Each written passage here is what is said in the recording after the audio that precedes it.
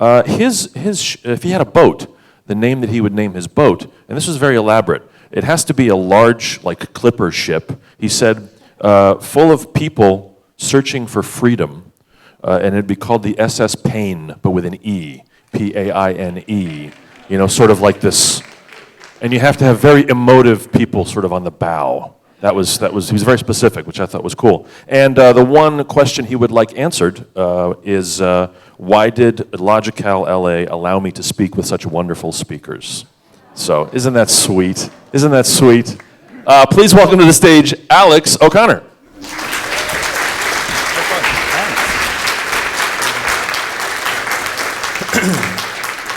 Well, good morning, everybody. Thank you all for coming out. Especially this early on a Sunday. I do appreciate you being willing to spend your day of rest, as it were, among this company. I suppose the Sabbath was made for the man, after all, not man for the Sabbath. There are certainly less productive things we could be doing on a Sunday morning. So I am glad that you're all here. It's one thing to be up this early on a Sunday, I have to say. It's another thing to be up this early on a Sunday and also jet-lagged. But I will try my hardest to present my thoughts to you as coherently as possible. You may be able to tell from my accent that I'm not from around these parts. I'm from New Jersey. I'm from Oxford in the United Kingdom. This is my first ever time in Los Angeles, actually. And in fact, my second ever time in the land of the free. Speaking of which, since I'm in the land of the free, I spend a lot of time defending certain freedoms. Typically, these tend to be what are known as negative freedoms from certain things, freedom from excessive government interference where it's not necessary, freedom from religious interference in government and in education. But if there's one positive freedom, an active freedom that can be granted to people that I can fully throw my weight behind, it's the kind of freedom that comes along through a scientific education and intellectual literacy, which is why I am really honored to be taking part in an event like this, which is dedicated to that noble purpose. Now, I didn't catch all of the last speaker, Jamie. However, I did notice nearing the end of the talk that there may be a little bit of crossover. I didn't quite realize that I'd be put after a speaker who's speaking on a very similar topic. So we may come to similar conclusions, but for slightly different reasons. I almost feel like I've shown up to an event wearing the same clothes as somebody else. And if somebody has to change, I guess it's going to have to be me. I almost feel as though I'm the one who's been conned. Now, I was recently reading a book by a guy called Michael Palmer about the religious views, or the views on religion of Sigmund Freud and Carl Jung, and I was quite surprised to learn of something about Sigmund Freud. He wrote a letter to Carl Jung in which he expressed his fear of the numbers 61 and 62. It's really interesting, actually. He described it as uncanny. In fact, he was assigned a phone number that ended in the number 62. And when he checked into a hotel room, he was given room number 31, which, lo and behold, is half of 62, of course. And he wrote that he'd become convinced that he was going to die at the age between the ages of 61 and 62. This is what he wrote, and this is something that he felt. Now, guess when Sigmund Freud died? That's right. He died when he was 83. The point, of course, that I'm trying to make is that smart people are very capable of believing silly things, and I'm hoping this morning to explain why I think that is. Now, this isn't something that's purely abstract for me. After all, bad ideas, as if I need to impress upon how important this is, but bad ideas don't just cause arguments over the family dinner table. They often make it such that the family dinner doesn't happen at all because the family members no longer speak to each other. They really can drive friends to enemies. I've seen it happen and I've experienced it. They can drive countries to war, but the most important thing is that they can influence every single person sat in this room. This is something that I'm sure you're all aware of. There is something that I want to change about the way we look upon bad ideas, and this, I think, is one of the most important conclusions of the last speaker, is a change in the way that we're viewing not necessarily the bad ideas, but the people who hold them. The demonization of the people who hold them, I think, is the main problem and something that I want to change. Now, sometimes this is deserved. I do genuinely think that certain times there are just genuinely bad people believing silly things, which was mainly focused on in the last talk. But I would argue that the vast majority of the time, those who hold beliefs, those who hold bad beliefs or silly beliefs are just as much victims as they are proponents. In order to hold any idea, you must necessarily think it to be a good one.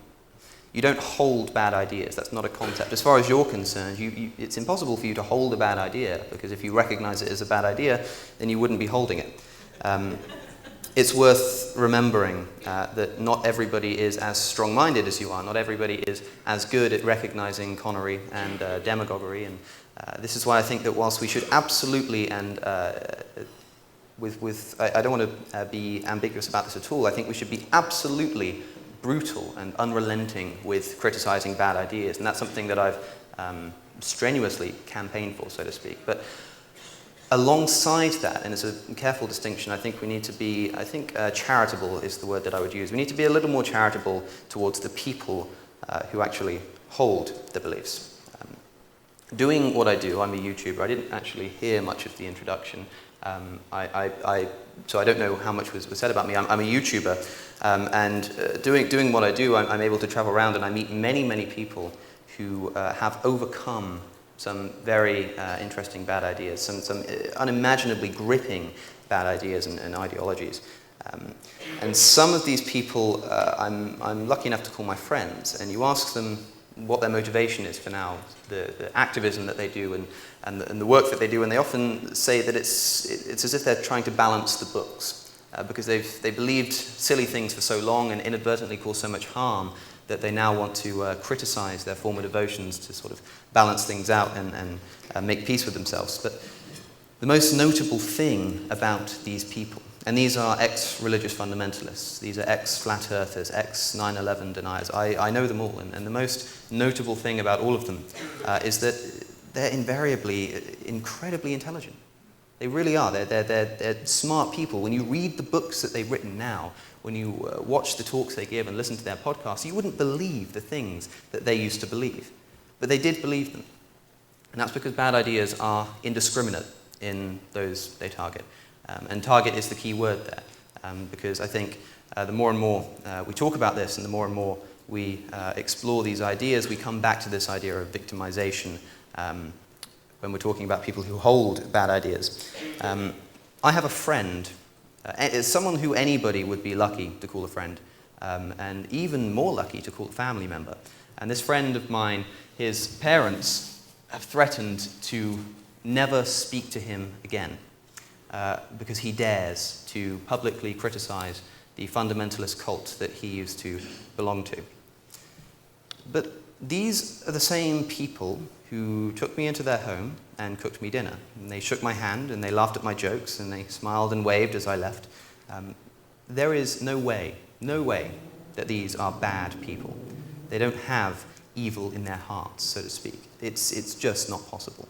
And yet they hold beliefs that are so dangerous and so silly isn't even the word, that it threatens the most valuable thing that they have, of course, their family. I want you to ask yourselves, what would it take to make you never speak to your children again? What would it take for you to take the photographs that you have of your children on your walls in your homes, to take those photos down, and when somebody asks you if you have any children, you say, no, I'm childless. What would it take to make you disown your children in that way? Many parents would say that they would still love their children even if they committed a murder, because they're simply incapable of hating their own kin. So what idea could you hold that is so fundamental, so important, that you would disown your own children for simply disagreeing with you? Of course, this is an extreme, but extremes are often very useful for illustrating something which, at a slightly less significant level, is within all of us. I would like to say, for instance, that there is absolutely nothing that would make me act that way. There's nothing that would make me disown my own children. And I'm sure many of you would too. But I would like to impress the idea that it's exactly this kind of denial of susceptibility that precisely leads to us developing such bad ideas. This is because, as I've realized from speaking to these friends of mine, the only way that we can protect ourselves from bad ideas, and this is the most important takeaway I think from the previous talk, is the only way that we can do that is to recognize that we're all capable of doing it. Everybody. Even the smartest people in this room, even the speakers that you're listening to this weekend, are perfectly capable of falling for silly beliefs. But I want to explain to you why it is that I think that this denial of susceptibility is one of the primary root causes of this kind of behavior. Well, if you think about it broadly, how can somebody possibly recognize that they're falling for a bad idea if they don't think that they're capable of doing so? In order to protect ourselves from doing this, we need to be able to recognize that we're capable of holding bad ideas, and we need to be able to recognize them when we see them by convincing ourselves that we would never be so silly as to do any of the kind of things, like the things that I've been speaking about. There's no way that we would act in this manner. By doing that, we're lowering our guard and making ourselves even more susceptible. It can be very easy to forget, especially when surrounded by such company, that there are people who do believe that the Earth is 6,000 years old. There are people who do believe that 9/11 was an inside job, or that the Earth is flat, or that it's ever okay to put pineapple on a pizza. It's surrounded by company like this. It can be very, very easy to forget that these people do exist. It's a scary prospect. But I am certain, this is one of the things that I've concluded, I am certain that certainly most of the people in this room, including myself, hold at least one belief that other people would look upon with such incredulity as we look upon beliefs like that. I'm certain of it. And when I've spoken about this before, it always comes across quite pessimistically. There's no way to escape that. But the question is always asked, people say that they don't like this. They don't like being told that they're so capable of believing bad ideas and that our nature makes us so susceptible to it. So if you're ever feeling frustrated, if you're ever feeling a bit downtrodden about the fact that you're capable of holding silly beliefs because of certain mindsets that we all hold, it may console you to know that one of the best examples, or I suppose perhaps one of the worst examples of such behavior, comes from none other than the most brilliant physicist of the 20th century. After Albert Einstein had completed his calculations of general relativity, he noticed that his his calculation predicted a universe that was not static. Effectively, what this means is it was thought that the universe, the received wisdom in Einstein's day was that the universe was static. That means it's unmoving, it's not growing, it's not shrinking with no beginning, it's not headed towards an end. And a lot of people believe this for the sake of philosophical convenience. Of course, if it did have a beginning or was headed towards an end, it would need explaining, and this was something that couldn't be done as far as they were concerned. And this was something, for better or worse, that Einstein believed. Now, when his calculations predicted a universe that was not static, Einstein was faced with a problem. And you ask, what does the greatest physicist of the 20th century do when his calculations show him that his view of the universe is wrong? Well, he altered his equation. On the left-hand side of the equation, he added in what he called a cosmological term, which effectively represented a repulsive force that spread throughout the entire universe, which counteracted the gravitational attraction of all matter and allowed the universe to remain static. And as far as he was concerned, that solved the problem. The universe was static. That is until in 1929, an American astronomer, Edwin Hubble, came along. I'm sure many of you are familiar with the story. Discovered two very important things. The first was that the universe is a lot bigger than we thought it was. Things that we used to think were just entities within our own galaxy turn out to be galaxies of their own. But the second thing and more pertinent thing that he discovered was that these galaxies are all moving away from us. And in fact, they're moving away from us at a speed that is proportional to their distance. That is, the further a galaxy is away, the faster it's moving away from us. Now, of course, we now recognize this to be indicative of an expanding universe. That is, a universe that is not, in fact, static. And when Einstein realized this, when Einstein realized that the universe was expanding, he retracted his cosmological term, realizing that it wasn't necessary, and he later called it his greatest blunder. Einstein could have predicted years before Edwin Hubble's observations that the universe was expanding, but because he had a preconceived notion of the universe that he didn't want to give up, he made his greatest error. The takeaway is this: you may be smart, but you're no Einstein.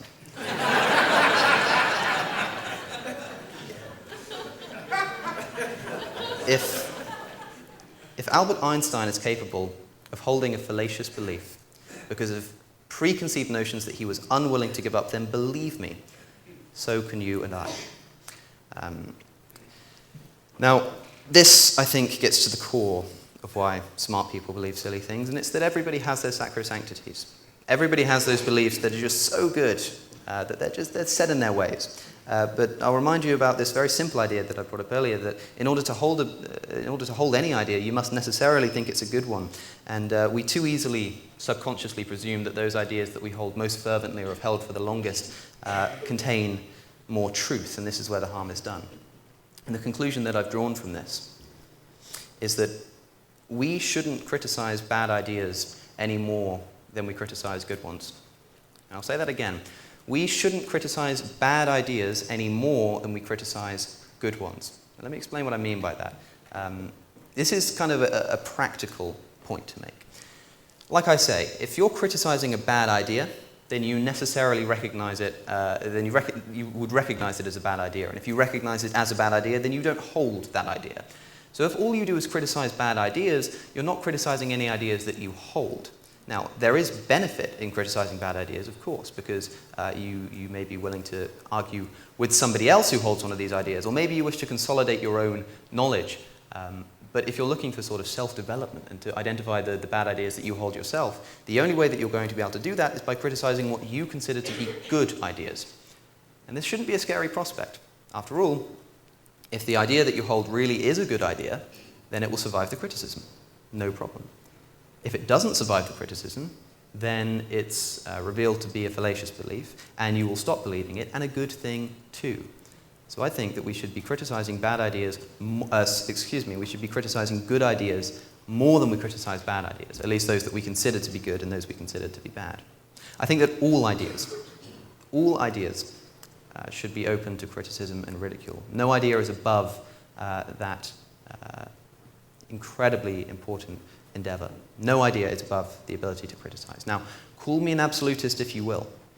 After all, you would be challenging something that I consider to be a good idea, and if I haven't made that obvious enough already, that's fine. I don't mind that. But everybody has these sacrosanctities. Perhaps this is one of mine that I need challenged, but these ideas are often treated as sacrosanctities because we're just so emotionally invested in them. We really are. If we're emotionally invested in an idea, especially if we've held it for a very long time, it becomes a sacrosanctity. And there is, of course, a very simple reason why we allow our emotions to overcome our reason in this way, and that's because we're emotional animals. We didn't evolve for quantum physics and philosophical and political debate. We evolved for a very simple purpose, and of course I don't mean purpose in the prescriptive sense. We evolved to survive, effectively, and emotions are something that help with that feat.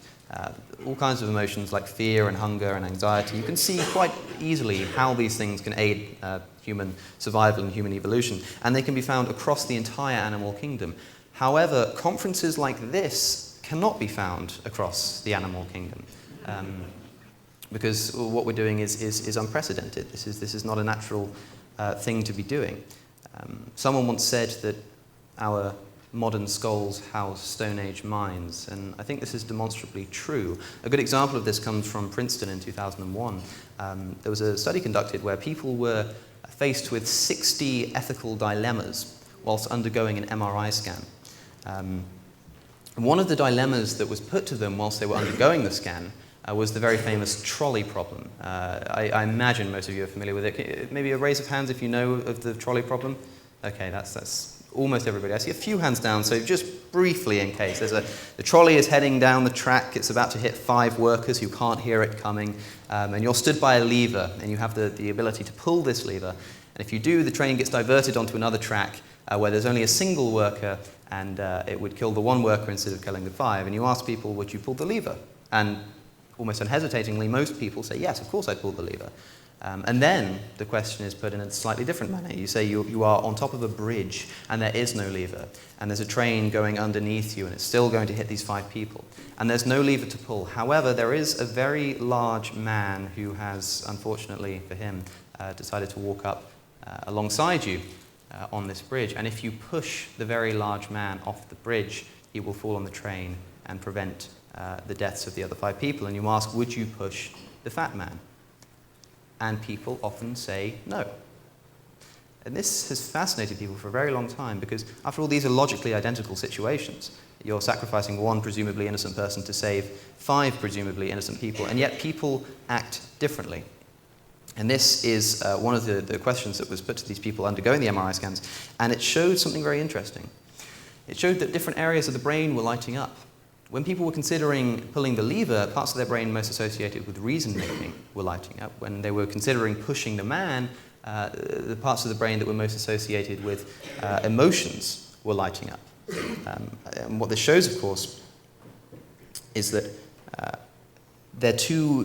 although they're two identical, logically identical situations, our brain is treating them differently. And in the very rare cases where people would both pull the lever and push the fat man, they took longer to make that second decision and were clearly exercising allowing their reason to overcome their emotional impulses. The takeaway is this. The philosophical dilemma, of course, hasn't been solved. That's not what anybody was trying to do.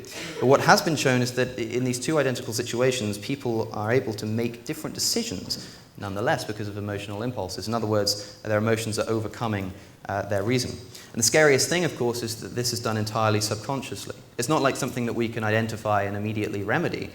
This isn't just saying something about the nature of the way that we conduct our politics and philosophy. This says something profound about human nature, and try as we may, hundreds of conferences like this, as wonderful as they are no match for 4 million years of human evolution.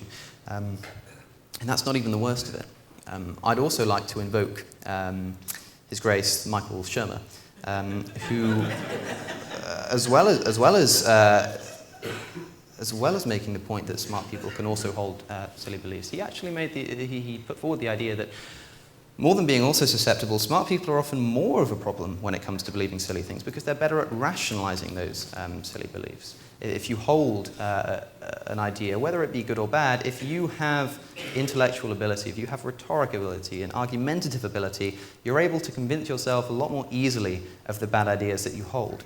There are certain individuals who exist who I am certain they could argue that the moon does not exist, and I'd probably believe them because they're just that good. I'm sure most people have at least somebody they can think of who's just that good at talking and good at convincing people of things that they could do a similar feat. But of course, this is the problem, and this is why it's particularly dangerous when smart people believe silly things. Imagine, for instance, an incredibly intelligent person, an incredibly intellectual and rhetorically gifted individual who was wrong about something, wrong about some issue. It doesn't matter what it is. Let's imagine there's somebody who is, shall we say, less intellectually endowed, who is right.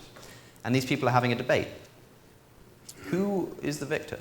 Who walks away convincing the audience that they were correct? Who walks away thinking that perhaps they might be wrong themselves? Who walks away thinking that they're definitely right because they won the debate?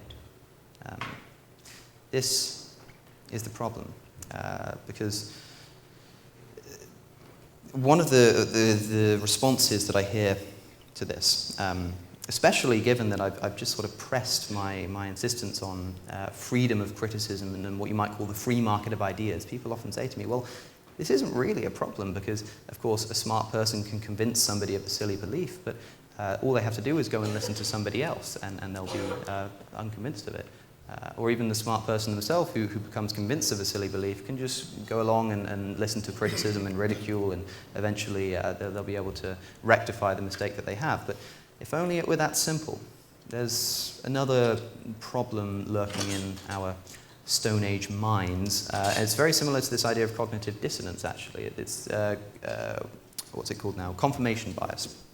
Something that, of course, we're all very familiar with, the universal psychological tendency to ignore information that contradicts the beliefs that we already hold and to take extra notice of information that corroborates it. And again, this is something that's done entirely subconsciously. It's not like we're actively trying to defend our beliefs just for reputation's sake, although we do that as well. There's a subconscious tendency to ignore information regardless of how convincing it is. This is why I think a staple of ideological fundamentalism is the targeting of children. Get in there early, get them while they're young, because then you allow this confirmation bias to set in, and it doesn't matter what information they come into contact with later in life, because it's not going to matter. They're going to ignore it, and they're going to do it subconsciously. It's not something that they can necessarily be trained out of, because it's so early in their life that they've been convinced of something that the confirmation bias is simply too strong. Another staple of fundamentalism is the kind of ignorance, to borrow a phrase from Aaron Ra. It's the kind of ignorance that doesn't just say I don't know, but says I won't know. If you've ever seen a creationist presented with evolutionary data, for instance, you'll know exactly the kind of thing that I'm talking about. Of course, this is confirmation bias at its most overt, but don't be fooled. This is something that affects all of us, of course. You may have wondered why oftentimes somebody's most deeply held belief is one that they've held for the longest time. You may have heard people defending certain beliefs, especially controversial beliefs, by saying something along the lines of, oh, well, that's just what my dad taught me, or sort of something of that sort. This is, of course, indicative of these people simply being victims of confirmation bias. And it's as tragic as it is worrying. It really is. So I would like to summarize the admittedly rather depressing information that I've presented to you. Discounting the first half, the second idea of why smart people believe silly things. I can do it in 4 parts. Number 1, we are emotional animals, prone to allowing our emotions to overcome our reason. Number 2, more than being also susceptible to this, smart people are often more of a problem because they're better at rationalizing their emotional hunches. Number 3, when a smart person does hold a silly belief, they're better at convincing other people of this. Number 4, even with the benefit of a free market of ideas, confirmation bias, like a snake in the grass, completely ruins its efficiency.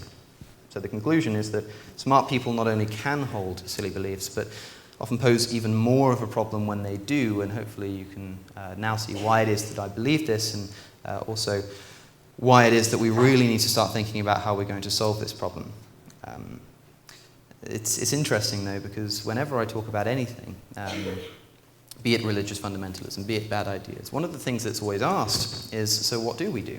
How do we solve this? What do we do moving forward? And I often, quite disappointingly for many people, have to say, I don't know.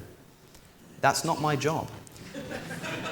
I'm not here to offer a solution. I'm here to diagnose a problem. I'm sure that the vast majority of the people in this room are far smarter than I am and are far more capable of coming up with a solution to this problem. But nobody's going to come up with a solution to a problem unless they know that the problem exists. So my job is to depress people by telling them how screwed we all are. And then I'm hoping that other people can then go along and pick up where I'm leaving off and do the really hard work. And hopefully I can get some of the credit. Nonetheless, I do have my ideas, as I think almost anybody would, about how we can tackle some of these problems. I can actually tackle these one by one, this conclusion that I presented in 4 parts. I'll offer a sort of 4-part rebuttal as an idea. It's not an end-all solution. This isn't going to solve the problem of smart people believing silly things, but this is the way that I try to behave to prevent myself from unnecessarily falling victim to bad ideas, even though I recognize that it's inevitably going to happen from time to time. But this is how I found to be the best way to prevent it as much as possible. So, number 1 is that yes, we may be emotional animals, but we are capable of overcoming this by spending more time thinking about our decisions and by practicing impersonal philosophy. This is another thing that was found by Princeton. Was one of the key distinctions was between personal ethical dilemmas and impersonal ethical dilemmas. For example, with the trolley problem, when you're pulling the lever, that's an impersonal decision. When you're pushing the man, that's a personal ethical decision. And that's what causes the different parts of the brain to light up. And I hope you'll agree with me that whenever we're making any kind of ethical decision, as empathetic as we should also be relying more on our reasoning faculties than our emotional faculties. And so one of the best ways I think we can do that is by practicing impersonal philosophy, removing yourself from the situation, and whilst recognizing that empathy is a good thing, a lot of the time, we need to err more on the side of sympathy than empathy so that we can more objectively analyze the situation. This is very difficult to do when the ethical dilemma concerns yourself. But For a practical example, if you're considering a decision that you have to make, imagine you were advising somebody else. Imagine you had nothing to do with it, because that's one of the only ways that we're going to be able to overcome our emotional hunches. Third point, although smart people are very capable of convincing other people of bad ideas, when somebody tries to do that, excuse me, I've skipped one. I went straight to number 3. Because, of course, first you come to these ideas yourself.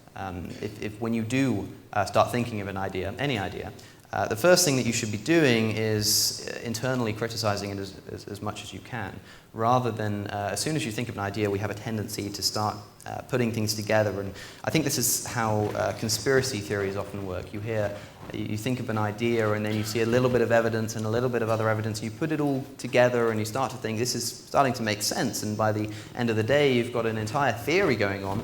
And when somebody finally comes along and criticizes it, or when you think of an objection, there's so much evidence that you've got in favor of this theory that one little criticism isn't going to solve the problem. So what we need to do is, when you first start thinking of an idea, the very first inklings that you get, you should be internally criticizing it as much as humanly possible.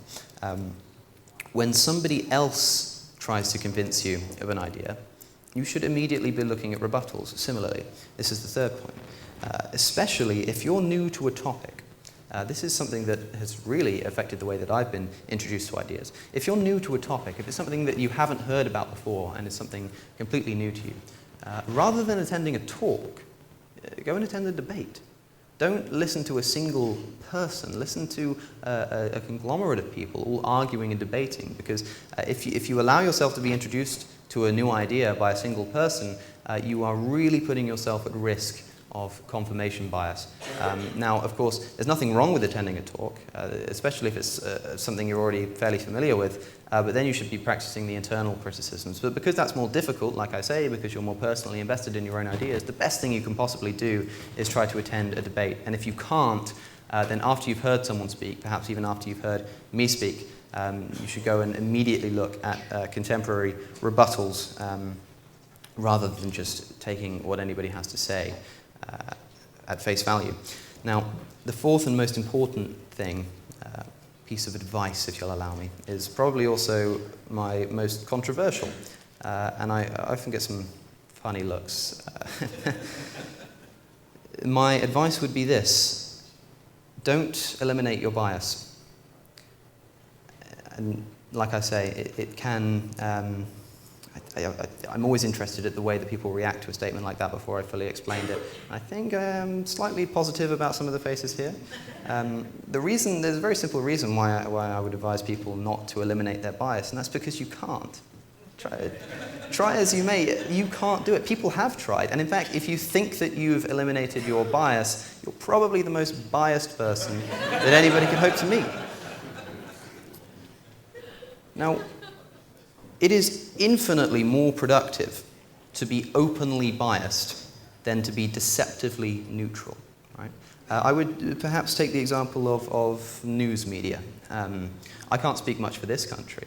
I don't watch much of its news. But in my own country, news media is scrupulously neutral. It tries as hard as it can to be neutral, and I don't like this.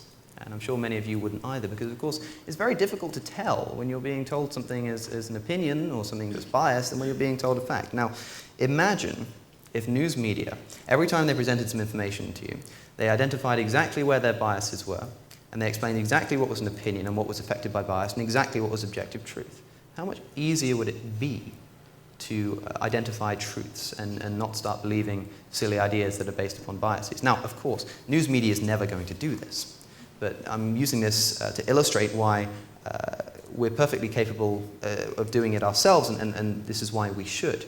Although news media is never going to do this, you're perfectly capable of doing it, of recognizing your bias rather than trying to eliminate it. If you try to eliminate your bias, which is what the news media tries to do, it just makes the problem worse and makes people trust you less and makes you trust your own reasoning skills less. The best thing you can do is be openly neutral and use your bias to your advantage. You can even go and look for things that contradict the biases that you hold on purpose in order to try and criticize ideas, the good ideas that you think that you hold. But the only way you're going to do that is by recognizing your bias rather than trying to eliminate it, which you simply won't be able to do.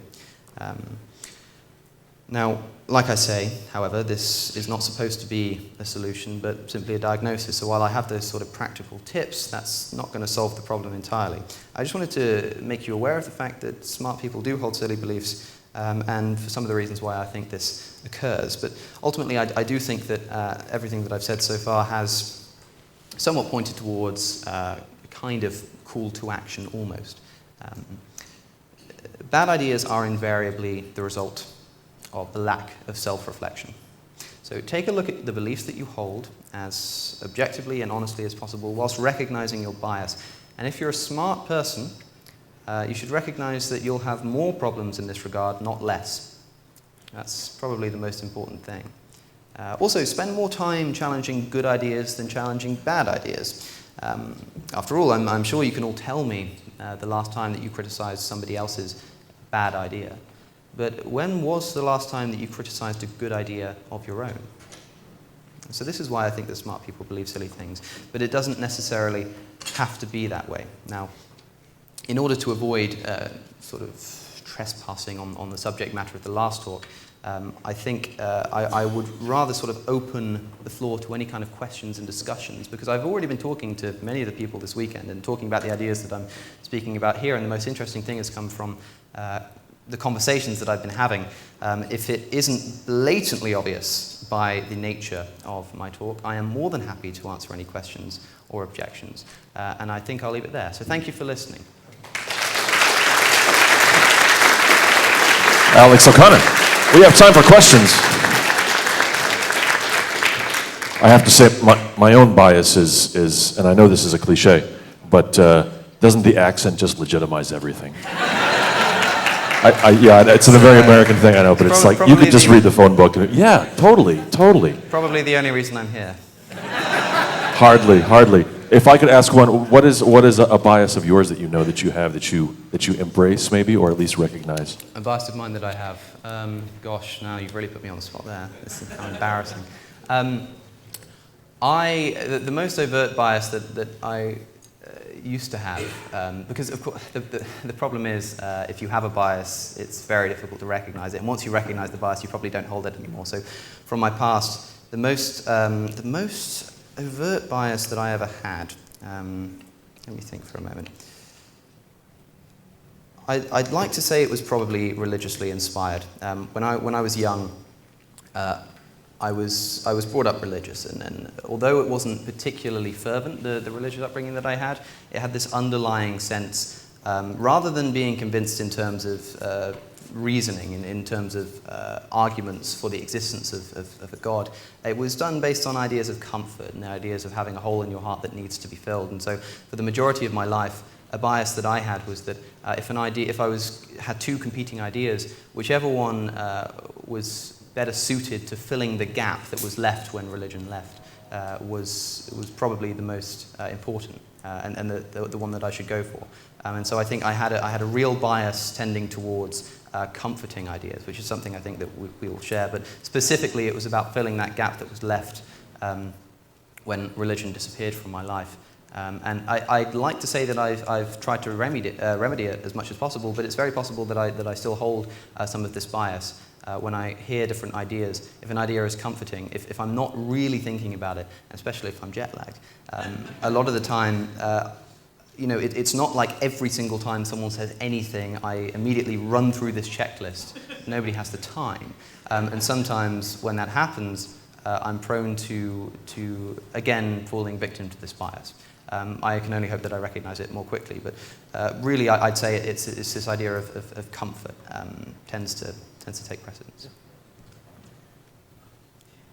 One of the things that I don't hear a lot about, because I did my master's thesis on grief processes, and when somebody dies, for instance, the widow changes her identity because before she was a wife, now she's like a single person. And this puts her in a whole process of re-identifying who she is. Mm-hmm. And I think that one of the things I don't hear a lot in the skeptic communities is how sometimes belief systems are part of a person's self-identity. And so to divorce themselves of those ideas, they're doing more than like like Mythbusters. We probably all seen Mythbusters, and we've not had a lot of psychological commitment to the myths that were Yes. being busted. So it's easy to go, oh yeah, they're right, and then move on in our lives. But if an idea is involved in your whole family, in your culture, in how you go about your lives, and it's all integrated in who you are as a person, it's going to be far harder to divorce yourself. And I think what Jamie was saying and you're saying, the empathy, it really has to be there for us to move them a little bit at a time maybe, and it be more of a process. Because in grief, it can take somebody a year to get over the death, and some people never get over it. And so they have to move. But they can't. You just can't take it from them right away. Yeah, I think you're absolutely right. Of course, this is why I don't think there's a single way to tackle bad ideas, as well as being willing to criticize your bad ideas. This is why I also press the idea that you should allow others to criticize those ideas, and you should recognize that the idea that you hold is a sacrosanctity. But of course, that's only if you want to. You don't have to be smart. You don't have to eliminate the bad beliefs you have. Some people, I freely admit that there are some people who really would benefit more from a comforting delusion than an uncomfortable truth. And oftentimes it's far, far more productive to have the prior. But there are certain examples where the latter is preferable. And if that's the case, I'm not going to come along and say, you need to criticize bad ideas. You need to understand the truth and overcome your emotional hunches. What I do say is, if that's something you want to do, if you do want to be a reasonable person, if you do want to eliminate bad ideas that you have, then this is why it happens and this is how it can be done. But some people just aren't going to do it, and that's not. I can completely understand why that's the case, because, like you say, some of these ideas really are. People are incredibly emotionally invested. It's like the friend I was telling you about. I mean, this is a very, very difficult situation to be in, because, I mean, what can you do? Do you chase the truth and leave your family, or do you allow yourself, or do you lie and continue to profess a belief in something, or similarly restrict yourself from criticisms of those bad beliefs because you'd rather preserve your family life? This happens all the time, and I hear stories like it all the time. But what I would say is that's a choice that I can't make. But if you decide that you'd like to sacrifice some of the emotional investments that you have in order to pursue a more reasonable life, then I'm going to help you to do that and explain why it can be done, why it's happened in the past, and what the best way of going about that, I think, is. But it's not going to be for everybody. So at what point do we actually commit to the good idea? And I think about school boards wanting to teach the controversy of evolution, or what we're dealing with climate change and so many other things. And so in my personal life, if I want to believe in creationism, that's not going to hurt anybody else. But the opposition to the scientific method and eventually coming to a commitment to a good idea, we have to get there at some point, or we're just stuck in an analysis circle. Well, I think the difference with the specific example of creationism and evolution, the underlying idea is this. Obviously, I presume most of the people in this room would be more sympathetic to the theory of evolution than the theory of creationism. However, the difference, I think, between different proponents of these two ideas is that if you ask a creationist, are they certain? Are they certain of it? They'll say, yes, absolutely. What would change your mind? They'll say nothing. If you ask I nearly used the word evolutionist there, careful.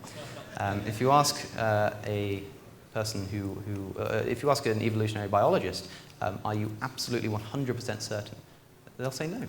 They'll say, I mean, I'm convinced, I really am, but I would change my mind. The difference there is that you're never fully committing to the idea. You're never fully committing. You can commit 99%, 98%, but I don't think it's ever a good idea to fully commit yourself to an idea, because, like I say, that would completely contradict the idea that you should always be willing to criticize your good ideas. So I think it's up to you when you want to start putting more emphasis on a good idea, or when you start leaning more towards one idea than another. But I think if you lean all the way and completely agree with an idea, that might be a bit of a mistake, if you see what I'm saying. Yeah. I have a question specifically about brief interactions. You just mentioned that sometimes even with yourself you don't have time to go through a checklist. I think when I encounter somebody with whom I have a difference, if I took the time to unpack things the way that you have, we could maybe be on a more solid foundation. But how do you handle a situation where you just have a couple minutes with somebody? You've really got to pick your battles. I mean, there have been times where, for instance, in fact, on the way here, I was waiting for my plane in Heathrow Airport in London, and I was sat there reading a book, and as if that wasn't, as if my reading a book wasn't indicative of my not being wanted to be disturbed, somebody comes and sits next to me. Perfectly lovely woman, and she starts talking to me and asking me, why are you going to LA? And I say, I'm going to attend this event. It's about sort of reason and logic and whatnot. And she asks, what are you talking about? Why have you been invited? And eventually I tell her that I have a YouTube channel where I talk about religion. And she says, so what do you believe? And I say, well, I don't. I'm an atheist. And she goes, oh, okay. Can you guess what religion I am? And I said, well, by the hijab, I guess you're probably a Muslim. And she says, yes. And she's a lovely, lovely person. And we're talking about LA, and she's going to visit her sister and everything. And then all of a sudden, she starts telling me about jinns. Starts telling me about how they were causing the walls of her home to vibrate. She had to cut down a tree to expel the demons from her garden. I have to say, I didn't spend much time trying to solve that. Gave it a nod, I said, well, I mean, but honestly, what I did do, it's odd, I couldn't help myself. I still did something, but I did it in a very broad sense. I gave her an argument which is probably the first thing that all of us would probably be thinking of. So she was telling me this idea about how she was explaining these phenomena that were going on in her life and saying that she thought it was a sign from Allah. And I simply said, well, I mean, it's interesting, because I was talking to somebody the other day who was a Christian, and they were experiencing a lot of these kinds of phenomena, and they said that it was because of the intervention of Jesus Christ. And I said, so how do you reconcile that? And she didn't really give me an answer, but we kind of left it at that. Now, I definitely haven't convinced her of anything. I definitely haven't changed her mind, but I couldn't do nothing. But there are certain situations where you're just not going to be able to do anything, but at least sort of plant a seed, because for all I know, she may have sat on that 11-hour flight and thought about that tiny little idea that I gave her, and it's not going to change her mind. It's not going to convince her, but maybe she thought about it a bit. And then so later on, when somebody else gives her a small bit of information, she starts putting them together, if you know what I mean. So you don't necessarily need to be the person to fully convince someone of something. Just try and plant a seed that hasn't been planted in their heads before. That's what I would try to do, and that's what I did try to do this weekend. And hopefully at some point in the future, somebody will have more time, somebody will have an opportunity to put more effort into convincing a person and really taking them through this process. But until then, I think the best thing you can do is just try to identify the criticisms that they've heard before. Maybe even ask them, like, have you ever heard any criticism? And they'll say, yes. And instead of trying to convince them of the criticisms that they don't agree with, introduce a new one. That's what I'd probably try to do. We have time for one more. So I had a bit of a lead into a question. So you had mentioned something of a very interesting topic regarding how our news media, your news media in your respective country, is it tends to be overly neutral. That's just wanted to touch up on that. Our media is very, very purposely neutral, very forcing its way to seem as if it has no bias. Yeah. And as you can tell by the recent election, there's been a lot of biases that have been protruded and sent out by these news media that's simply not true. That also brought in the topic of like how you had mentioned that humans are like a primitive species with a primitive mind, and I thought that was very interesting how we just barely discovered these scientific advancements and we don't know how to use this knowledge. So I was wondering what would be like moving forward the best case scenario for humans. What would be in the best interest as a human species to proceed from here with all the indifferences, with all the way, not the indifferences, the differences in the way we handle our problems. Well, You have 30 seconds. I'm kidding. look, I mean, the most important thing is to recognize not only your own biases, but other people's biases. When news media is biased, which it always is, basically be skeptical whenever anybody claims that they're neutral. Be skeptical anytime that somebody tells you that this is objective and there's no real two ways about it. I think it just goes back to this idea that we should be, the first thing that we should be doing, the very first thing that we should be doing when we hear of an idea is trying to actively criticize it. And I think that's the way forward. We saw a lot of stuff during the election. There was there were these live fact-checking things and whatnot, and these are fantastic. This, I think, is the way forward. But like you say, it's very new. This is all very new technology, so we're kind of not used to it. But I think as we go on, I'm certain that during the next election, this fact-checking will occur again, and perhaps people will do it more fervently or have better technology to do it, and that will only improve. But like you say, because it's new, we just need to be careful and make sure that what we're doing is actually productive. But yeah, I think, especially with the news, which is the most important thing, watch multiple sources. Don't watch the same news channel. I read a different newspaper every day, because if I didn't, then I'd be risking myself of becoming victim to the biases of one particular outlet. So listen to all different ideas, even the most ridiculous ones that you can. You know, I watch InfoWars every now and again, just to remind myself that there are people like out there, that those ideas do exist. I'd say it just goes back to that idea. Be willing to criticize anything that you hear. Once again, Alex O'Connor, ladies and gentlemen. Thank you, Alex. Lovely.